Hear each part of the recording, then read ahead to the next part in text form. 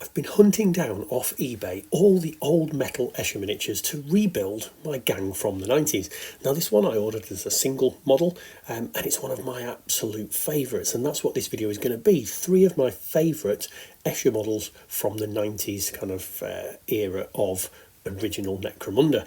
Now this actually is not a bad paint scheme as it came. Really interesting concept, sort of blue, black and flesh colour, but that needs to go because I'm repainting these Escher into a sort of more modern, gritty kind of scheme away from that kind of very vibrant original. I don't know what paint this was used, but I've never seen paint come off quite this way when stripping models, so just focusing on that one. When they're done, sprayed them black and then sprayed them with lead belcher. I've gone on about this before on the channel, the absolute best way to base coat futuristic models, whether it be 40k, Necromunda, kind of anything really, or post-apocalyptic, anything where you've got a lot of metal or battle damage areas that you want to kind of show through. Now if you watched last week's video, I painted up 3 Escher Juves, again Necromunda 95 models.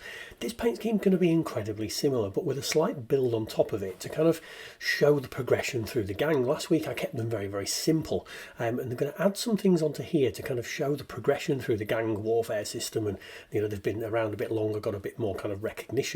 Starting off with a leather on the chaps, all the colours will be top left of the screen so you can kind of follow in exactly, or just kind of get the vibe. So this isn't going to be vibrant old school Necromunda. It's also not going to be quite a current scheme. It's my own kind of gritty scheme, working off a lot of browns. So we've done the red leather, then moving on to this kind of German cam colour, onto the trousers and kind of the legging areas, also using it into the straps and things in the hair.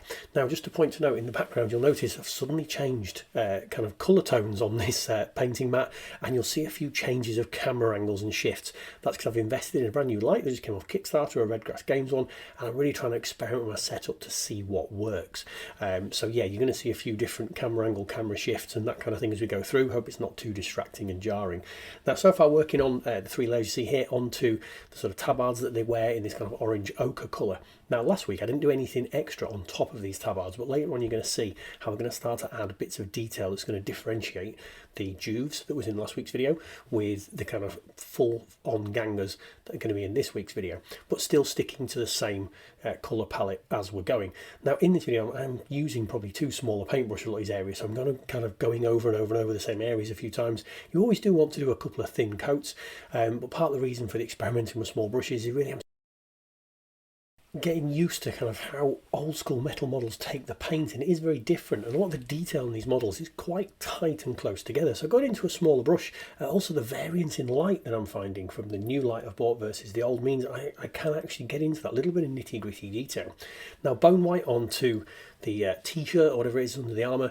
Now it looks pure white, it's not. This is an off-white colour, but obviously with the darkness of a lot of the paints around, etc., it does come off brighter than it kind of is, and it works really well for that kind of gritty vibe, because it is a white t-shirt but it's not a white t-shirt, if that makes sense. And again, this is one of the builds kind of from the Escher last week. So the Juves last week had the kind of white t-shirt with none of the armour, none of the lacing, none of whatever, and it's just a colour that will tie them together because they've still got the evidence of having that white t-shirt, just they've got armour and stuff on top of it. Now talking about armour, got a Vallejo deep yellow going onto this shoulder pad here, and I'm doing a kind of a stippling effect to make the paint build up a little bit and look a little bit more kind of textured whilst also looking battered. So I'm trying to leave some bits of the metal from underneath showing through in this area to show that this metal, this or the vambrace, is that what goes on an arm or thing? Can't remember. Anyway, the wrist or the lower arm armour here, making it look a bit battered, like it's been used through that kind of internecine warfare that they have down in the underhive. So it's not kind of fresh, vibrant metal. Onto the grenades, this would be a little bit fresher and vibrant. So I'm moving on to the red here, onto the grenade on the belt and in the hand, and I'm covering the grenade pretty much in a decent coverage, not letting a lot of that undercoat show through because the grenade's going to be newly manufactured, or maybe it's been knocking around for a few months. However, moving on to the bolt pistol, this is probably a relic that's been passed through the hands of gangers for hundreds, perhaps thousands of years. Very unlikely going to be fresh. So I've left areas where the undercoat is showing through this kind of red area. You'll see on the shotgun and the auto pistol here, I've done exactly the same. And that's going to kind of show that although these are, you know, gangers that take pride in their appearance, they dye their hair, they do all those things there, the weaponry and equipment is old. And whilst they're going to take care of it, you know, repainting them red is not going to necessarily be their priority. So pulling in some black here onto some of the grips you'll see on the auto pistol and the shotgun, and then using the black to add the next level of detail on the tabards they've got here. So this is what I didn't do on the Juves, as though the Juves are just replicating the colour, whereas these ones here are probably meant to replicate the animal pelts that the Escher, in the newer version at least, are famed for kind of having and using. So just dropping on a few lines onto here to give whatever animal it represents. So it's, you know, leopard print, that's the other circular one, tiger stripes, whatever it's going to be, but it's a fairly common one. And then on another of the tabards, putting little circles in. So again, moving to a very small brush and just drawing rough circles. I'm not too bothered if the circles are complete or incomplete, and this kind of replicates a little bit of the animal pattern without going into a crazy amount of detail or effort to replicate that across these models. So this is this level of detail that adding on to this model, or these models, that weren't in the Juves. Similarly, into some brass, so Retributor armor colour.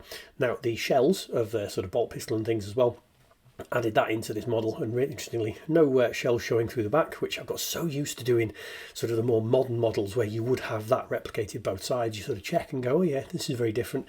But dropping it onto, you know, the end of the suppressor that's on the bolt pistol there, or it could just be a flash. I don't know what it's supposed to be, a muzzle brake, something like that. It's very strange. I don't think these are particularly realistic weaponry.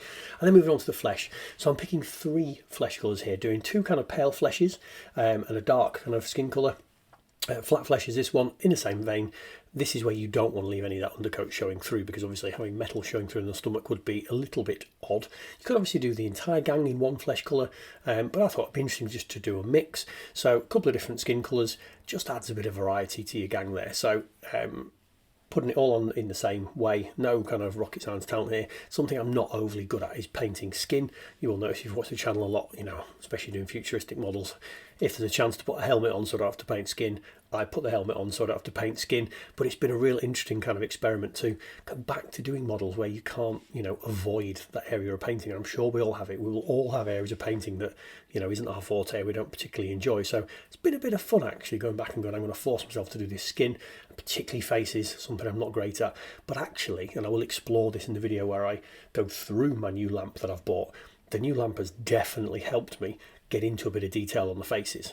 More on that in a later video. If you are interested, check that out. It will be coming soon about the red grass kind of video. 3 different colours of hair. Slightly changed from last week, because last week I did on the Juves a red hair colour. It's moving slightly, doesn't make a great deal of difference what colour you use, but I wanted some vibrant hair colours, so moving into this electric blue that we're putting onto the nice ponytail, or whatever you want to call it, she's got here. A very, very weird scorpion green, so again a very kind of vibrant green. And what you could do is you could put multiple hair colours on the models. Now I'm not doing that in this case, so you could actually have each of the ponytails a different colour.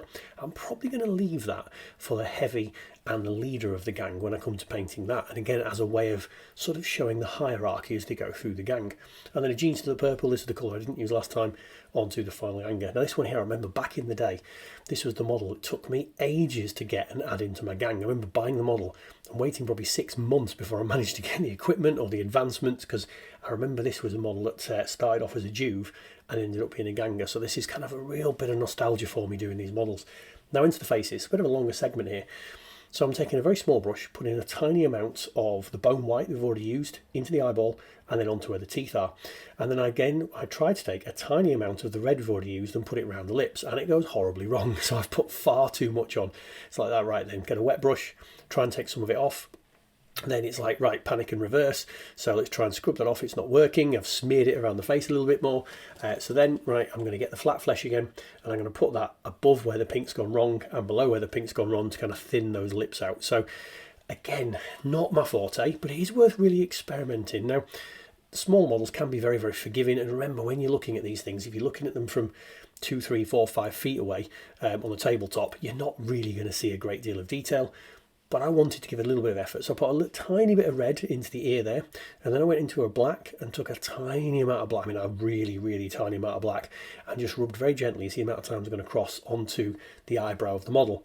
Then a little bit more black and dropped it into the eye. Now rather than going central to the eye, I'm then putting it just in the very, very corner of the eye. And what I also did when I was painting that, I'm not quite sure if it came up, was go with the flesh colour back over the top of the eye again to almost put the eyelid back in, something that someone commented on a video last week and said, oh, why don't you try this? So it's not really about the painting faces in this video, but just showing I'm putting a tiny bit of effort in there, but it literally is a minute into the face, and I think it's added a little bit of extra to the model. Now I am going to experiment and play about, you know, doing faces and things a little bit more, but at the moment it's very simple like that. It's the skin colour, it's the bone white into the eyes, and then a little bit of black, and then a little bit of the red and thing. I'll just dull it down so hopefully you can see it's given a nice effect on the face, I think, when it finalises off. Again, not a golden demon painter, so bear with me. Now I'm knocking off a bit of the rubble that I put on the base there as I'm trying to do around the brown, so knock it off, repaint it. You're going to have things like that happen if you don't glue things down properly enough. I thought I had done. Not the end of the world. These things happen. These are going to be gaming models, and what you have to remember is your gaming models at some point are going to get bashed and broken, so just be prepared to fix them kind of when you do. But working on some base there, and now it's the magic wash time. Vallejo Sepia Game Wash. Use it all the time. It's brilliant. I love it. Really darkens down and makes them grimy and gritty, and ideal for Necromunda because this is a grim, grimy, dirty setting. These are not going to be people that are pristine and clean. These are the dregs of society involved in gang warfare, so they're going to be dirty, they're going to be rusty. The other thing I haven't done is I haven't done anything with the metallics. So if you notice there onto the shotguns and things, I've done nothing different, and it is just simply the wash over the lead belcher. So time saving. Now here, I'm not taking any new paints. This is all the same paints I've done already, and all I'm doing now is edge highlighting, going through all the colours. You've seen it on the red leather there on the chaps, going through the cloth on the trousers, and I'm taking again a very thin brush, using the very edge of that brush to drop on the colours on the raised areas where the light's going to hit. So we're not putting it over vast areas of the model. It is a much quicker section, this. You can see here when I'm using the kind of colour onto the tabard, I'm just putting it onto the very thin areas between where the black is. So, you know, you're not taking an immense amount of time doing this highlighting stage. See the white here, just a very thin line around just to bring those colours back out. And the big advantage is because you put the wash on top of the original base colour, it now starts to look, like you can see on the trousers and things, there's 4 or 5 different colours on each area as the wash has settled in different thicknesses. As you're doing the highlight, it really adds on. Now, the yellow.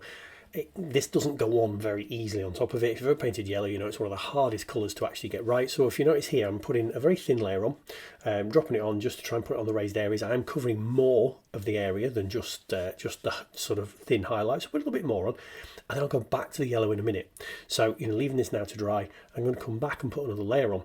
Whereas with the red, just dropping it on some raised areas, some very thin parts of the shotgun shells that we've done in red here, and some very thin areas of the metal. So again, the metal's going to have 2 or 3 different red kind of tones depending how thick the wash has dried, and then that kind of the rust is still going to show through because there's still those bits of metallic that are showing through that are going to look really grimy. So a little bit more going onto the flesh here. So the flesh, you haven't got ridges and folds of sort of armour or anything like that. So putting it mostly onto all the flat areas, leaving the kind of wash and things in the recesses or near the clothing, just to kind of show again the tone. So doing a little bit more onto the skin than you are onto those other areas where there's obvious raised areas. But again, leaving it all into the recesses and into the creases and things around the musculature. So, you know, not covering every single part. Similarly with the face, it didn't sort of show that, but you do exactly the same in terms of the face I've already done. Going back onto the yellow. So I've already done 1 layer of yellow on top of the wash. Now doing another one. But again, when I'm doing this next layer of yellow, putting it on less of an area that I did with the second layer. So you've got the original base coat of the yellow you've put on, then you've put a wash over the top, then come back to it, and a smaller area you've put yellow back on, and now this again, second sort of revisit, smaller area again, and it just puts the nice tones and makes it actually look like yellow. Now, this is the only kind of stage we're doing something different. This is taking a gunmetal colour and dropping that onto the rivets and things and the buttons that are on the chaps that we never got to before, and that's the only metal we actually paint. Now here they are before varnishing them, and I'm really pleased with how they come out. So hopefully you've seen there are some slight differences to what I've done in this paint scheme to what we did with the Juves. Not dramatically different, just enough to sort of add a little bit of colour. So we've put some more colour on the guns, we've put a little bit more effort into the faces, we've put a little bit more effort onto the tabards, just to make them look a little bit more like they've been in the gang a bit longer. Now here's what they look like post varnish, and again, varnishing a model does add a layer of different colour and different reflections to it. I always varnish because I'm always doing gaming figures. This is not figures that are going to sit in a cabinet, they are going to get played with, and that varnish definitely protects, but I think again just shows how we can look. So hopefully you've enjoyed the video. If you have, like, comment, subscribe. More Necromunda coming soon onto the channel, and then I'll probably drift back into 40k because I've got some new events in the new year. See you again soon.